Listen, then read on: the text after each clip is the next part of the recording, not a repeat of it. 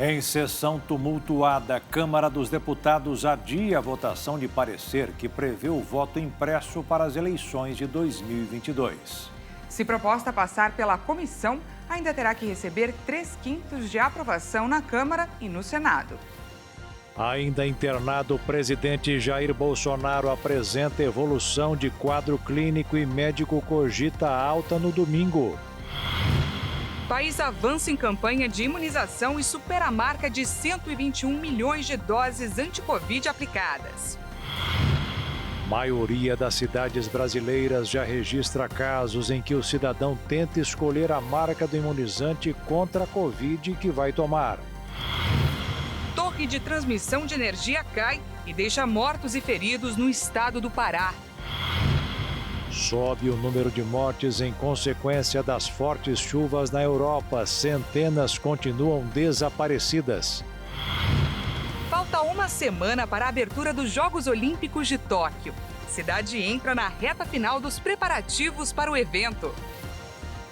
Agora no Jornal das 22.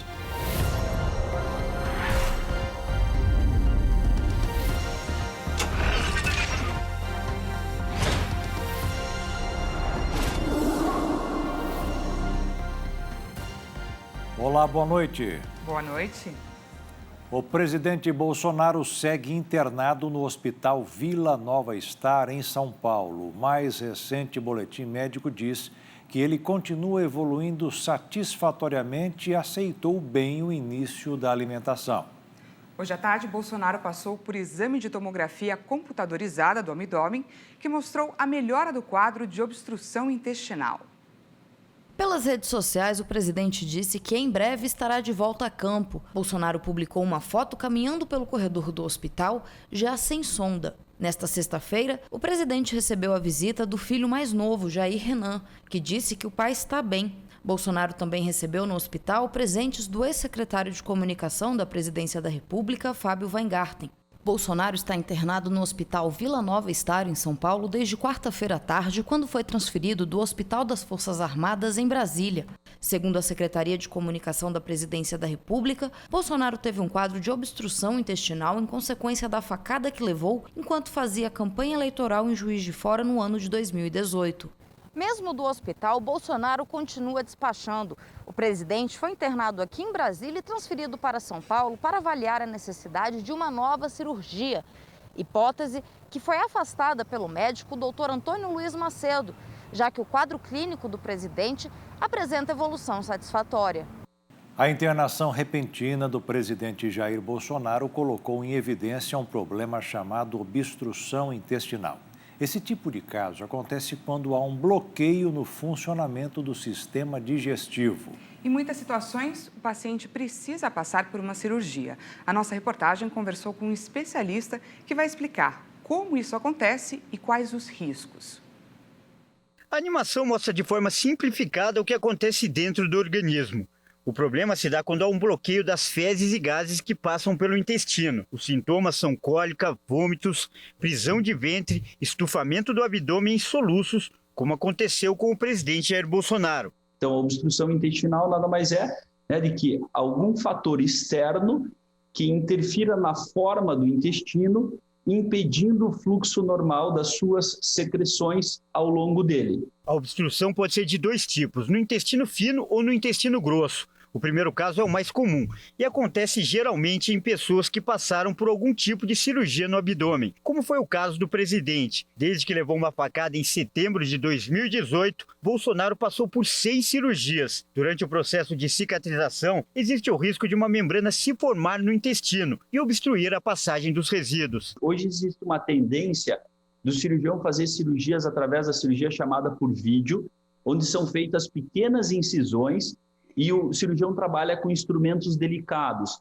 Essa cirurgia, ou esse tipo de cirurgia, praticamente não causa aderências. Entretanto, quando o cirurgião precisa realizar um corte no abdômen do paciente, o que ainda acontece para diversas doenças, o cirurgião tem que manipular os órgãos intraabdominais com a sua luva, que tem talco, e aí você tem um pouco de sangue, a manipulação cirúrgica, os pontos que são dados, tudo isso faz com que haja a criação de cicatrizes intraabdominais. E essas cicatrizes intraabdominais que vão desenvolver as ditas aderências. A obstrução intestinal pode acontecer de duas formas. A primeira delas é a obstrução parcial, também conhecida como suboclusão. E quando isso acontece, um tratamento clínico geralmente resolve o problema. A segunda forma é a obstrução total. E nesse caso, o paciente precisa passar por cirurgia. O especialista afirma que após o tratamento ser concluído com sucesso, o risco de uma nova obstrução acontecer é pequeno, mas o paciente sempre vai conviver com essa possibilidade, especialmente no caso do presidente, que já passou por várias cirurgias. Infelizmente, aderências não têm tratamento preventivo, tá? E de outro lado, né, o paciente que tem um quadro como esses, ele pode vir a ter novos quadros. Tá? Então, não é comum, não necessariamente isso vai acontecer, mas veja, no caso especificamente do presidente, né, ele teve múltiplas cirurgias abdominais, certamente ele tem aderências intraabdominais e que causaram esse quadro agora, e que ele não tem nada o que ele possa fazer que vai evitar que isso venha acontecer novamente, e se acontecer seria de uma maneira aleatória. A chance de ter um novo quadro como esses não é grande, entretanto, ela existe. E seguimos agora com informações e números de vacinação no Brasil contra a Covid-19. Nos primeiros 6 meses de campanha de imunização, do dia 17 de janeiro até hoje, dia 16 de julho, o Brasil aplicou 121.266.750 doses, segundo informações coletadas com as secretarias de saúde dos estados e do Distrito Federal. Desse montante, mais de 29.700.000 pessoas já receberam as 2 doses de vacinas e estão totalmente imunizadas. O Instituto Butantan liberou hoje mais 1 milhão de doses da Coronavac ao Ministério da Saúde. A entrega faz parte do lote de 10 milhões de unidades que será enviado ao Programa Nacional de Imunização até o fim de julho. E o Instituto Butantan também revelou hoje que planeja iniciar a vacinação contra a Covid com o imunizante 100% nacional, chamado Butanvac, ainda para este ano. 3 em cada 4 cidades brasileiras já registram casos em que o cidadão tenta escolher a vacina que vai tomar contra a Covid, os chamados sommeliers de vacinas. A prática é criticada por especialistas. Subiu para 75,5% o número de cidades brasileiras que registram casos do chamado sommelier de vacinas. Esse é um apelido dado a pessoas que tentam escolher a marca do imunizante contra o novo coronavírus. Esses dados são da pesquisa da Confederação Nacional de Municípios. O levantamento ouviu 5.500 prefeitos em todo o Brasil entre 12 e 15 de julho. Na pesquisa da última semana, 70% dos municípios tinham casos de pessoas que escolhem vacinas. O pesquisador de saúde da Fiocruz, Rafael Guimarães, se pronunciou e disse que a prática de escolher vacina atrasa exponencialmente o calendário e a perspectiva de ter uma cobertura razoável contra o vírus. A Coronavac foi a mais rejeitada, sendo desaprovada por metade da população do país. Logo em seguida, a vacina da AstraZeneca apresenta a maior rejeição, com 41%. Já as vacinas da Pfizer e da Janssen apresentaram rejeição mínima. A Câmara Municipal de São Paulo aprovou agora há pouco, em segunda votação, um projeto de lei que coloca no final da fila de vacinação quem se recusar a tomar o imunizante contra a Covid em razão da marca oferecida no posto de saúde. De acordo com o texto, quem se recusar irá assinar um termo de responsabilidade que o colocará no fim da fila. O texto segue agora para a sanção do prefeito Ricardo Nunes. E agora vamos ver o ranking de imunização no mundo. Até hoje, de acordo com a Universidade de Oxford, mais de 3,5 bilhões de unidades de vacinas anti-Covid já foram aplicadas. A China segue na liderança e supera até agora a marca de 1 bilhão e 430 milhões de doses. Na sequência está a Índia, que ultrapassa os 391 milhões. Atrás, na terceira posição, estão os Estados Unidos, com mais de 336 milhões. O Brasil segue na quarta colocação e hoje supera a marca de 121 milhões de doses. E fechando o ranking dos 5 mais está a Alemanha, que praticamente registra o número de 85 milhões de unidades de vacinas aplicadas até agora. A China negou que tenha deixado de cooperar na investigação da origem da pandemia de Covid-19. A resposta foi dada um dia após a Organização Mundial da Saúde ter falado sobre o assunto. O diretor-geral Tedros Adhanom disse que a China, onde foram detectados os primeiros casos no final de 2019 na cidade de Wuhan, deve cooperar melhor para entender o que realmente aconteceu. O fato é que durante a visita do grupo de especialistas à China, o país permitiu que eles vissem os dados originais que precisavam de atenção. E especialistas estrangeiros também deixaram claro que o grupo de especialistas obteve uma grande quantidade de dados e informações em muitas ocasiões. Também compreenderam perfeitamente que algumas informações envolvem privacidade pessoal e não podem ser copiadas e retiradas do país. O porta-voz também rejeitou as afirmações de Tedros que houve uma tentativa prematura de descartar a teoria de acidente de laboratório. A OMS enfrenta uma pressão crescente para que realize uma nova e exaustiva investigação sobre as origens da Covid. Em janeiro, a organização enviou uma missão de especialistas à China, mas não conseguiu determinar a origem do coronavírus, que já matou mais de 4 milhões de pessoas em todo o mundo. Tedros disse na última quinta-feira que a China não havia compartilhado os dados brutos sobre o vírus, o que é um problema, segundo ele. E veja a seguir, a Câmara adia a votação de parecer sobre o voto impresso. E você vai ver também. Torre de transmissão de energia cai e deixa mortos e feridos no Pará.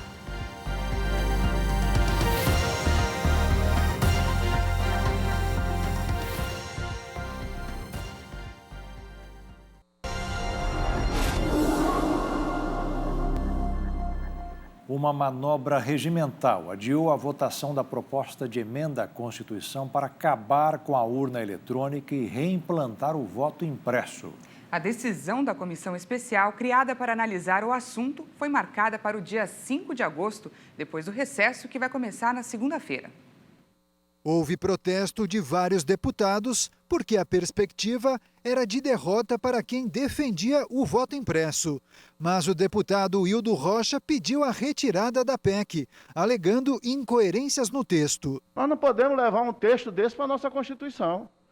Então é por isso que eu estou pedindo a retirada de pauta, até para que o relator possa analisar melhor, o relator possa conversar com os presidentes dos partidos, porque se ele não conversar com os presidentes de partido, fizer uma reunião com os presidentes de partido, será uma tarefa frustrada depois de tanto trabalho. Eu creio que será um sinal muito negativo que nós, como parlamentares, daremos à sociedade, deputado Hildo Rocha, a retirada de pauta desse tema, porque nós queremos debater, deputado.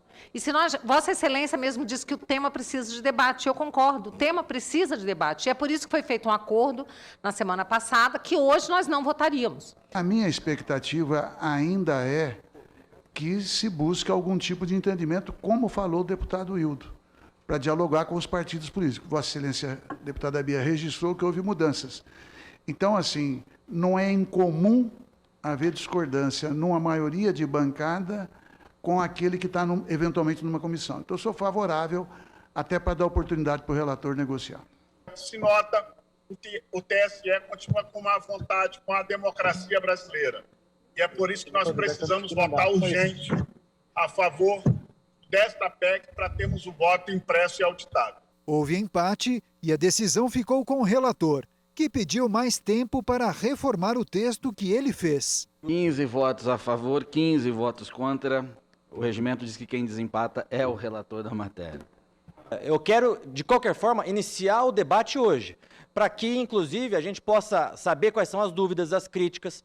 E eu peço e deixo registrado já, deputado Orlando, que ainda hoje ou amanhã nós nos reunamos com os presidentes, os líderes de todos os partidos, para que a gente possa avançar na temática de uma maneira consensuada. Mas acho importante que a gente avance na discussão para que eu, como relator, também tenha as condições de saber aonde estão as vulnerabilidades, onde estão as críticas, onde estão as preocupações, as dúvidas, para que a gente saia desse impasse de uma vez por todas e, a partir disso, a gente consiga chegar num texto consensuado. O texto do relator previa a impressão de cédula de papel em todas as eleições, plebiscitos e referendos. A conversa prometida pelo relator para hoje mesmo não começou. E mesmo que avance nessa comissão para aprovar uma PEC, são necessários ao menos 308 votos na Câmara e 49 no Senado em votação em 2 turnos. E para valer para as eleições de 2022, a proposta teria que ser promulgada até o início de outubro. A Caixa Econômica Federal liberou hoje, para saques e transferências, a 3ª parcela do auxílio emergencial para os nascidos em novembro. Com a antecipação do calendário, a próxima parcela do auxílio vai ser paga no dia 29 de julho. E após revisões dos pedidos realizados neste ano, o governo federal liberou hoje o auxílio emergencial para mais de 30 mil trabalhadores. A consulta dos aprovados pode ser feita no site cidadania.gov.br/auxílio. Uma torre de energia caiu, matou ao menos 7 pessoas e deixou outras 5 feridas em estado grave nesta sexta-feira, na cidade de Pacajá, no sudoeste do estado do Pará. O acidente também foi confirmado pelo governador do estado, Helder Barbalho, nas redes sociais. De acordo com a Secretaria de Saúde do município, 6 pessoas perderam a vida no local do acidente e uma no hospital municipal. Outras 5 foram encaminhadas para atendimento médico na unidade de saúde da cidade. Ainda não há notícias sobre o estado de saúde dos feridos. A torre estava sendo construída na comunidade Bom Jardim, entre os municípios de Anapu e Pacajá, por uma empresa particular que faz parte de um projeto para levar energia elétrica da usina hidrelétrica de Belo Monte para o estado do Amapá. Projeto do SEBRAE, Serviço Brasileiro de Apoio às Micro e Pequenas Empresas, capacita empresários, comerciantes e lideranças da comunidade de Dourados e outros 12 municípios da região sul do estado do Mato Grosso do Sul a adotar a coletividade para o desenvolvimento regional. O programa Líder, projeto do SEBRAE para o desenvolvimento econômico sustentável, foi lançado no auditório da sede, Associação Comercial e Empresarial de Dourados. O programa Líder, que é Liderança e Desenvolvimento Regional, ele tem como objetivo desenvolver o território, unindo e mobilizando e articulando as lideranças locais. E eles vão chegar no final desses encontros com o planejamento estratégico do território. Então o objetivo é eles se encontrarem, mobilizarem, pensarem no território, pensarem nas estratégias para que aconteça o desenvolvimento. E aí no âmbito econômico, no âmbito de geração de renda, no âmbito de saúde, educação, todos os itens necessários da sociedade serão incluídos dentro desse programa para que seja discutido, pensado e planejado. Participam deste programa oferecido pelo SEBRAE, além de empresários, de líderes comunitários de Dourados, também de outros 12 municípios da região sul aqui do estado. Este empresário tem um restaurante em Rio Brilhante, cidade distante 68 quilômetros de Dourados. Rodrigo é também presidente da Associação Comercial do município e fala da importância do projeto. Para nós poder participar quanto município de Rio Brilhante desse programa Líder, envolvendo toda a região da Grande Dourados, é essencial. O nosso município é um dos municípios de destaque na nossa região, na região da Grande Dourados. Rio Brilhante é uma cidade muito importante, é uma cidade hoje localizada no eixo principal da Rota Bioceânica, no entroncamento da BR-163 com a 267. Então, nosso município se destaca principalmente por essa localização. E a importância de nós estarmos participando desse projeto, dessa ação, desse programa, ajuda a fortalecer o desenvolvimento do nosso município, não só de Rio Brilhante, mas também de toda a região da Grande Dourados. Há mais de um ano, por causa da pandemia, a classe comercial precisou, assim como muitos outros setores, se readaptar. E para o presidente da sede, esta é uma chance. O projeto Líder, ele vem trazer, não só para o empresário, mas para todas as pessoas que já têm uma tendência à liderança. O líder praticamente já nasce líder. Agora que ele vai desenvolver essa capacidade e também poder trabalhar lapidando isso aí de forma conjunta. de forma que possa, em comunidade regional, unir os talentos e a força de cada um. O programa tem duração de 1 ano e 6 meses. E agora o mercado financeiro. O dólar fechou em estabilidade nesta sexta-feira após a divulgação de dados sobre vendas do comércio acima do esperado gerar expectativas sobre a inflação e alta de juros nos Estados Unidos. A moeda norte-americana encerrou o dia cotada a R$ 5,115 na venda. E veja a seguir números e atualizações da pandemia pelo mundo. E você vai ver também. Europa registra mais mortes em consequência das fortes chuvas.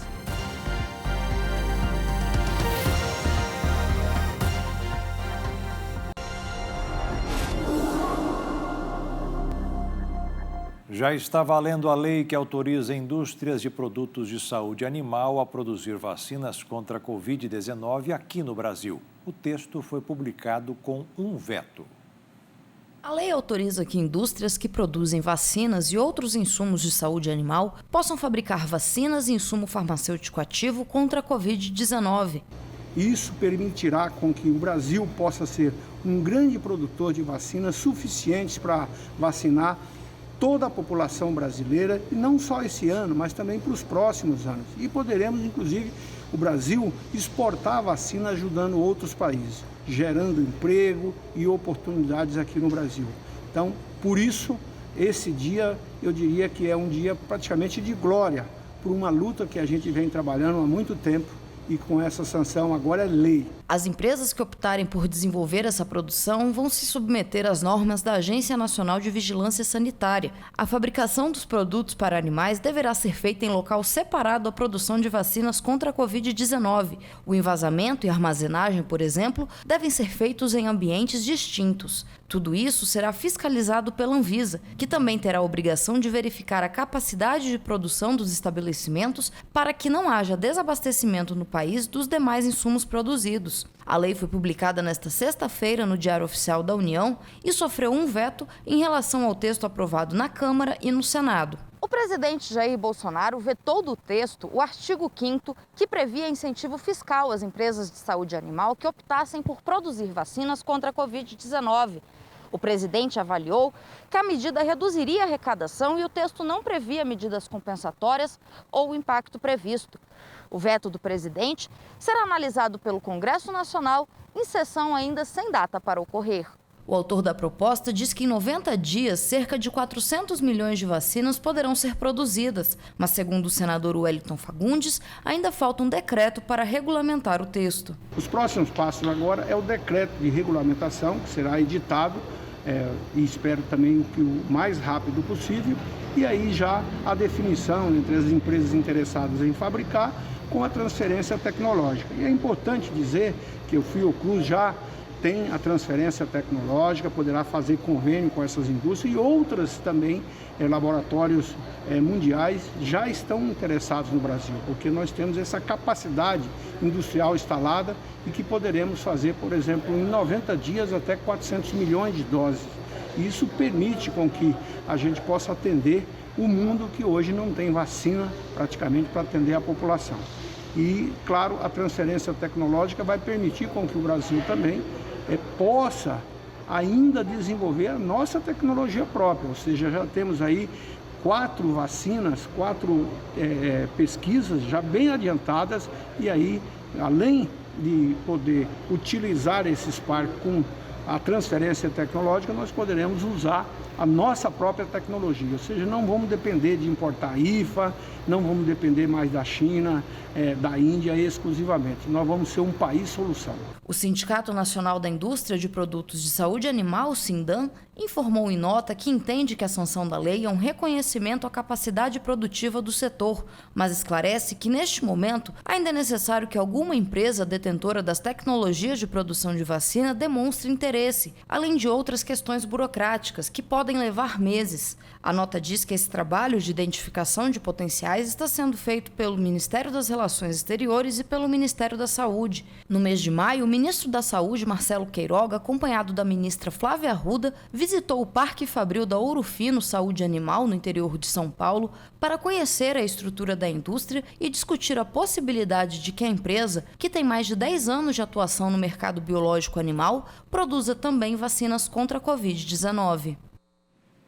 A Agência Nacional de Vigilância Sanitária informou em nota que realizou reuniões com empresas veterinárias para orientar sobre as normas vigentes e os requerimentos específicos para a fabricação de vacinas para uso humano. Disse ainda que aguarda as adaptações necessárias nessas fábricas, bem como as solicitações de funcionamento e certificações de boas práticas para que possam ser realizadas inspeções pela Anvisa. Nas últimas 24 horas foram confirmadas no Brasil 1.456 mortes por Covid-19 e pouco mais de 45 mil novos casos que foram registrados nesse mesmo período, de acordo com o Ministério da Saúde. Esse é o menor patamar de casos ativos desde fevereiro, de acordo com os dados obtidos com o Ministério.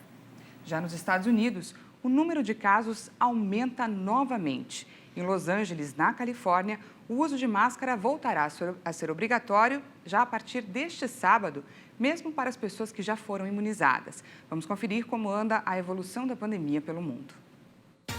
O mundo se aproxima de 189.380.000 pessoas contaminadas pelo coronavírus e de pouco mais de 4.072.000 mortes por complicações da doença. Os Estados Unidos voltam a registrar aumento significativo de novos casos do coronavírus em meio a uma estagnação da campanha de vacinação. O número chega a ser 50% maior em 38 dos 50 estados americanos. O total de diagnósticos confirmados ultrapassa a marca de 34.046.000 casos e registram 608.766 óbitos. A Índia tem mais de 31.026.000 contaminações. O Brasil passa de 19.308.000 infecções confirmadas e ultrapassa a marca de 540.300 brasileiros que não resistiram às complicações causadas pela doença. A França passou de 5.906.000 casos e a Rússia tem mais de 5.835.000 diagnósticos confirmados. O Centro Europeu para a Prevenção e Controle de Doenças prevê que o número de novos casos de coronavírus na região vai se multiplicar por 5 até o dia 1º de agosto, em comparação com o nível da semana passada. De acordo com as previsões publicadas nesta sexta-feira, União Europeia, Noruega e Islândia devem registrar 420 casos para cada 100 mil habitantes, na semana que termina em 1º de agosto. Já para a data de 8 de agosto, são estimados 620 novos casos para cada 100 mil habitantes. Se confirmadas, as projeções igualariam os casos registrados no outono europeu de 2020 e abril de 2021, quando ocorrem grandes surtos. Ainda de acordo com o Centro Europeu, o número de internações hospitalares vai aumentar, mas não de forma significativa, graças à vacinação. O número de óbitos também deve passar de 10 a cada 100 mil habitantes, contra 6,8 na semana passada. Espanha e Portugal seguem na categoria que inspira preocupação elevada. No momento, a tendência é de alta em 2/3 dos 30 países estudados pela Agência Europeia. O aumento de casos vai ocorrer principalmente em pessoas com idades entre 15 e 24 anos. Mais de 120 pessoas morreram em consequência das fortes chuvas na Europa. Os maiores danos foram na Bélgica e na Alemanha, onde centenas de pessoas estão desaparecidas. O presidente alemão, Frank-Walter Steinmeier, considera a catástrofe uma consequência das mudanças climáticas e pediu firme comprometimento na luta contra estes fenômenos intensos. Lugares inteiros estão atordoados com o desastre. É uma tragédia que tantos tenham perdido a vida. Isso me deixa atordoado. Muitas pessoas em nosso país sentem por aqueles que sofrem por seus entes queridos. O estado alemão da Renânia do Norte-Westfália segue como uma das regiões mais afetadas pelos temporais. Luxemburgo e Holanda também enfrentaram fortes chuvas e danos materiais, mas ainda não registraram mortes. Na Bélgica, até a noite de quinta-feira, centenas de pessoas continuavam presas em casa. As intensas chuvas que castigam o país também chocaram a chanceler alemã Angela Merkel na quinta-feira.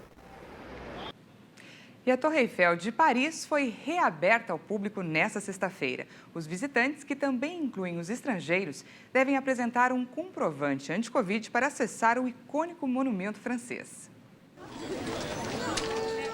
O público aguardava ansioso pela reabertura do monumento depois de quase 9 meses sem receber visitantes. Foi o fechamento mais longo da Dama de Ferro, desde o pós-guerra. Para acessar o ícone francês, os visitantes do país e estrangeiros devem apresentar um passe anti-Covid obrigatório. A majestosa vista da capital francesa novamente vai poder ser admirada do topo da torre, que alcança 300 metros de altura. Para alguns, a espera na fila durou mais de 2 horas. A empresa operadora da Torre Eiffel foi recapitalizada em 60 milhões de euros para fazer frente a um déficit de cerca de 120 milhões de euros acumulado durante os 2 anos de crise sanitária. Antes da pandemia, o monumento recebia cerca de 25 mil visitantes diários. E veja a seguir, mais atletas brasileiros chegam ao Japão para a disputa dos Jogos Olímpicos. E ainda, Tóquio entra na reta final para os preparativos das Olimpíadas.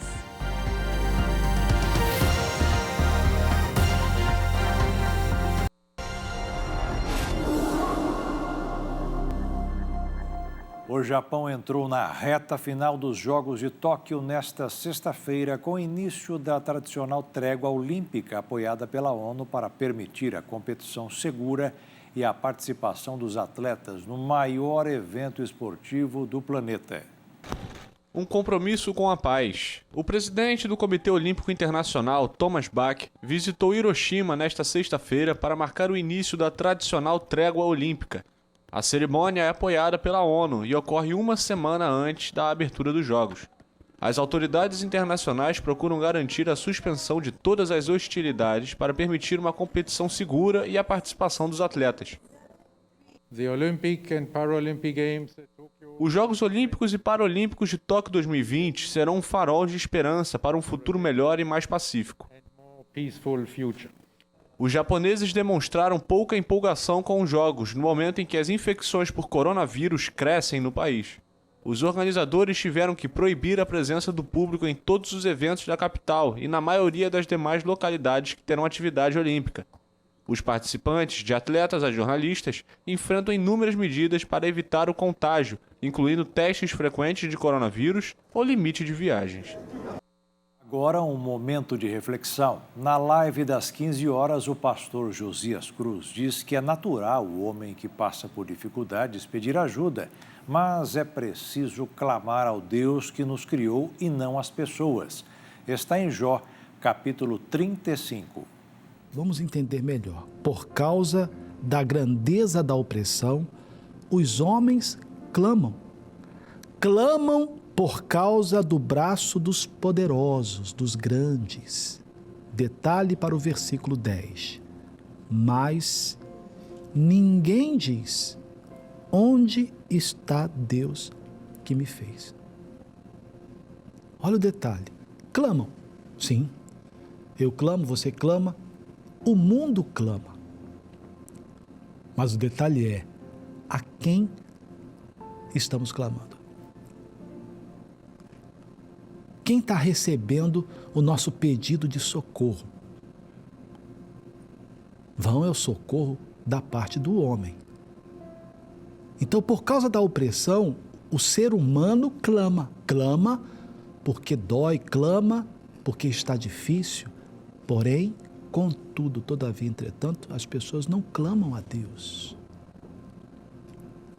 Não clamam ao Deus que as criou, a sua imagem e semelhança. Não clama àquele que tem a resposta. A Bíblia diz: clama a mim, responder-te-ei. Anunciar-te-ei coisas grandes e firmes que não sabes. Parou para prestar atenção nisso aqui?